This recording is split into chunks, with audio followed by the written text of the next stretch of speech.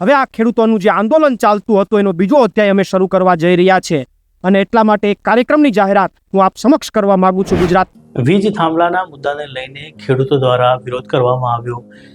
1111 tractor લઈને અમદાવાદના Shantipura circle સુધી ખેડૂતો પહોંચ્યા, પરંતુ ગાંધીનગર સુધી પહોંચી ના શક્યા।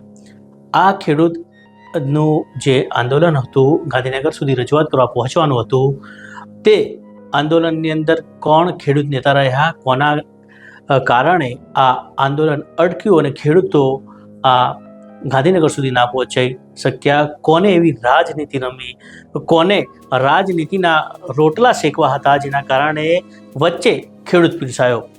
ત્યારે હવે ફરીથી ત્રીજી પાર્ટી એટલે કે આમ આદમી પાર્ટી દ્વારા 27 જૂનના ખેડૂતો માટે આંદોલનની શરૂઆત કરવાના છે, ખેડૂતો માટે સંમેલન યોજવાના છે તેવી જાહેરાત કરવામાં આવી છે। હળદરની વાત કરવામાં આવી છે। હળદરની વાત કરવામાં આવી તો હળદર કાંડને લઈને એક તરફ રાજુ કરપડા આમ આદમી પાર્ટીમાંથી ભાજપમાં જોડાઈ ગયા, મોટા નેતા બની ગયા। બીજી તરફ ખેડૂતોમાં જે ખેડૂતો હતા તેમની સાથે તેમના પર કલમો લાગુ પડી। અત્યારે પણ એ જે કેસ છે ચાલુ છે, ત્યારે ફરીથી આમ આદમી પાર્ટી દ્વારા એ ખેડૂતો માટે ખેડૂત સંમેલનનું આયોજન 27 જૂને કરવામાં આવ્યું છે। તેની જાહેરાત પ્રવીણ રામે કરી છે। તો હવે જે પ્રવીણ રામે શું જાહેરાત કરી અને આ ખેડૂત આંદોલનને તેમને લઈને શું કહ્યું? નમસ્કાર મિત્રો, જય જવાન જય કિસાન। સ્થાનિક સ્વરાજ્યની ચૂંટણીઓ પહેલાં આમ આદમી પાર્ટીએ ગુજરાતના ખેડૂતો માટે ખૂબ મહત્ત્વની લડાઈઓ લડી અને આંદોલનનો પહેલો અધ્યાય ત્યારે પૂર્ણ કર્યો હતો। સ્થાનિક સ્વરાજ્યની ચૂંટણીઓ બાદ હવેથી ગુજરાતના ખેડૂતો માટે એક બીજો અધ્યાય શરૂ કરવા અમે જઈ રહ્યા છીએ અને એના માટે એક નવા કાર્યક્રમની એક જાહેરાત આજે હું તમને કરવા જઈ રહ્યો છું।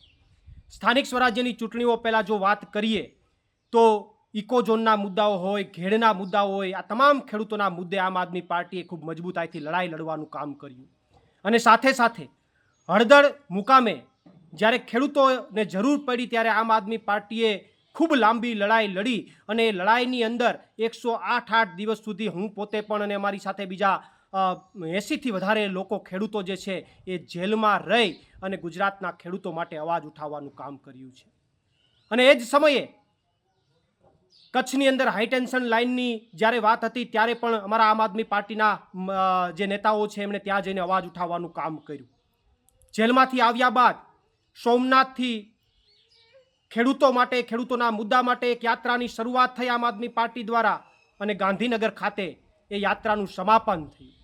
અને એ જ સમય દરમિયાન આમ આદમી પાર્ટી દ્વારા સમગ્ર ગુજરાતમાં, સમગ્ર પ્રદેશમાં ખેડૂતોના મુદ્દાઓને લઈને અંદાજિત 10થી વધારે કિસાન મહાપંચાયતોના આયોજન થયા। આમ સ્થાનિક સ્વરાજ્યની ચૂંટણીઓ પહેલાં આમ આદમી પાર્ટીએ ગુજરાતના ખેડૂતોના મુદ્દા ઉઠાવવાનું એક મહત્ત્વનું કામ કર્યું છે।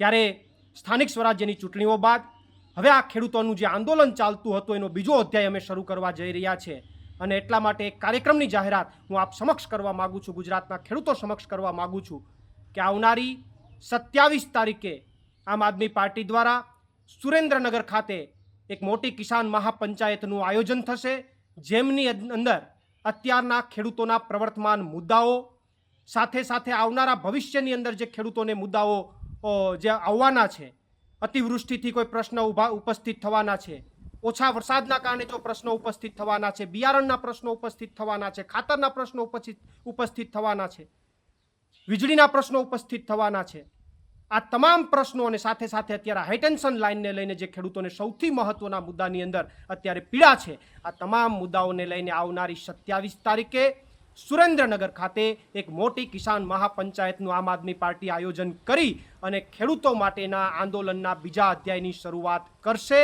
અને આમ આદમી પાર્ટીના તમામ નેતાઓ ગુજરાતના ખેડૂતોની સાથે છે, ગુજરાતના ખેડૂતોના મુદ્દાઓની સાથે છે।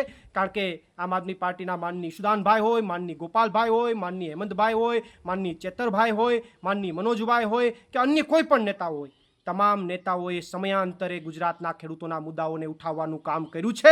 ત્યારે આવનારા દિવસોમાં પણ આમ આદમી પાર્ટી આંદોલનના માધ્યમથી ગુજરાતના ખેડૂતોના મુદ્દાઓ ઉઠાવતી રહેશે અને એના બીજા અધ્યાયની શરૂઆત 27 તારીખે સુરેન્દ્રનગરથી એક કિસાન મહાપંચાયતથી થશે। આભાર। આપનો પ્રવીણ રામ, પ્રદેશ ફ્રન્ટલ અધ્યક્ષ, આમ આદમી પાર્ટી।